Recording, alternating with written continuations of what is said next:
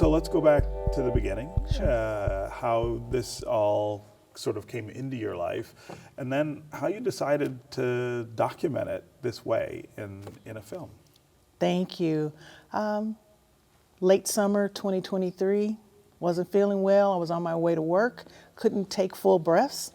I was ill, had 3 pulmonary embolisms, didn't know what was going on. Wow. Got to the hospital. After that 1 week there, they went through many tests, went through several doctors, hematology, pulmonology, endocrinology. And then it was finally in late fall of 23 when I went to my normal, regular checkup with my OBGYN. And she asked me, Lisa, what you been up to? And I says, oh, I was in the hospital for a week in August. She was like, that's not normal.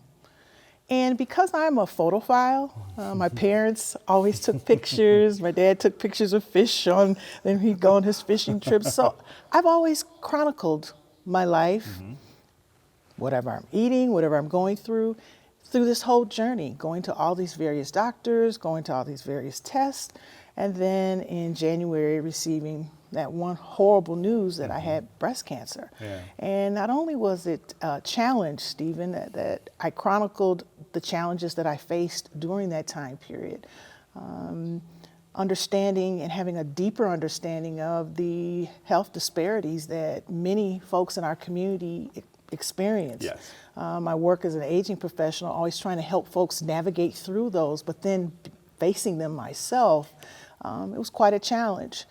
Go through chemo, I go through radiation. On the last day of my treatment, my daughter and one of her dear friends, Christian Wallingford, who was just finishing up film school, he followed me that day. And my daughter, Dr. Alante Whitmore, she was like, oh, my mom will enjoy this. And at the end of that day, we sat down, we looked at the film footage from that day, and then my daughter just flippantly said, you know, she has like 1,000 pictures in her phone, tons of video in her phone. And he was like, really? And he says, let's take a look at it. And we sat down, and through months of editing, of 80% of the film coming from my phone and learning that Droid to iPhone and Mac translation, but then realizing that not only was this a way to chronicle what I experienced, but I think to help others who are looking at a catastrophic illness like cancer can destroy your financial security. Sure. But if you don't know about the resources or where to go or how to go about it,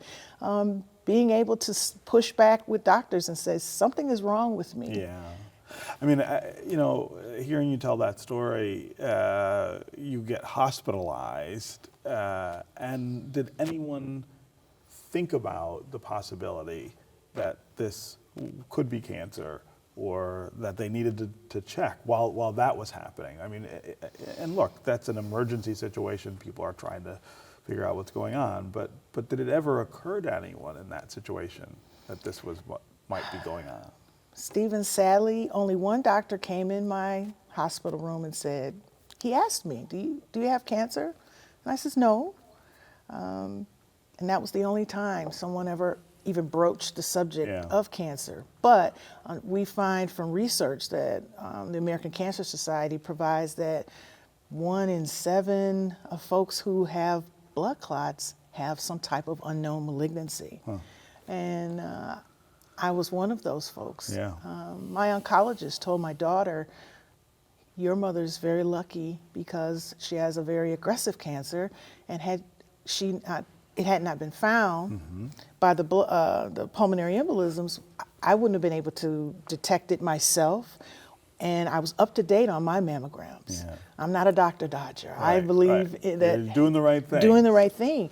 But because of the cancer being the way it was hidden. And those, I call them my 3 blessings.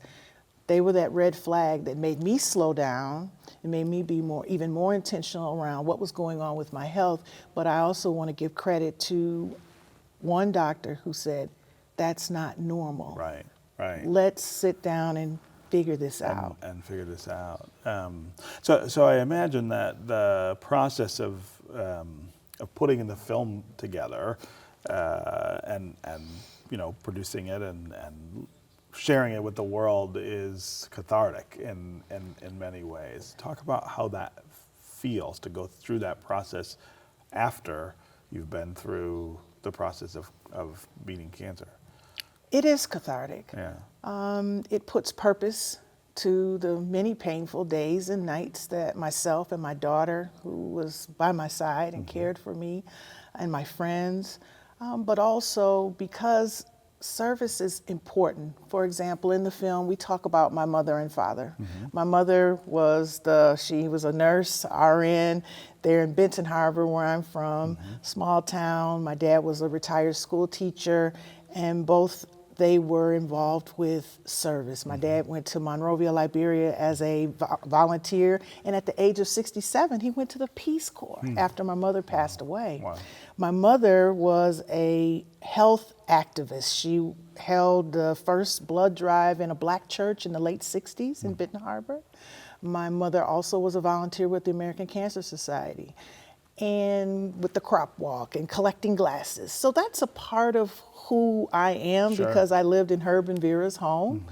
And I said, this is a way to not only honor them, because my mother died from cancer at 64. She was diagnosed at 57. I was 57 when I was diagnosed. Wow. My father died in 2019 from lung cancer. Several family members have died from cancer, but I was never offered genetic testing. What about when you watch the film? How does that feel?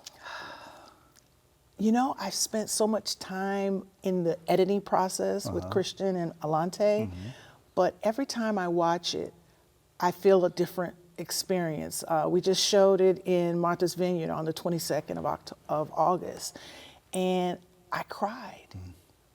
And my friend asked me, she said, why are you crying? I said, you know, a year ago, I was here in Martha's Vineyard and I could barely walk around. I was bald. I was weak. And I'm here with a film that I never imagined would even exist. I'm grateful. And just recounting it, I can't help but become emotional. And I have many friends, unfortunately, that have faced cancer and didn't make it. But I'm here. So I feel it's important that I help people navigate through the fear of cancer. Cancer is very frightening. But I hope that when people watch my film, Stephen, they laugh, because I got good jokes. They cry. They sing along with me. They even say amen at the end when my pastor does a prayer in the film. It's an interactive space where I think the fear is diminished, but we also hope that they get that inspiration to, if I'm feeling kind of bad and I've been ignoring that, let me pay attention. Pay attention. There's such a need in our community to do that. Right. At the same time, we need other people in the medical community to pay more attention as well, right? We need them to be more vigilant about making sure that they're asking the right questions. And I think it's hard to know how we are supposed to navigate that, right? We can't change the medical establishment. We can change our own behavior, but that part of it is kind of elusive. One thing that I talk about in the film, I was a part of a clinical study. We as people of color, we shy away from clinical studies, and we have good reason to. But I also know the value that if my data as a Black 58-year-old woman can help in developing the next set of cancer solutions, I owe it to be a part of that. Right. And I benefit. You know, when you're in a clinical study, you get the top of the line care that you're supposed to get, as well as that is new. Yes. Watch One Detroit, Thursday at 7:30 p.m. You can find more at onedetroitpbs.org or subscribe to our social media channels and sign up for our One Detroit newsletter.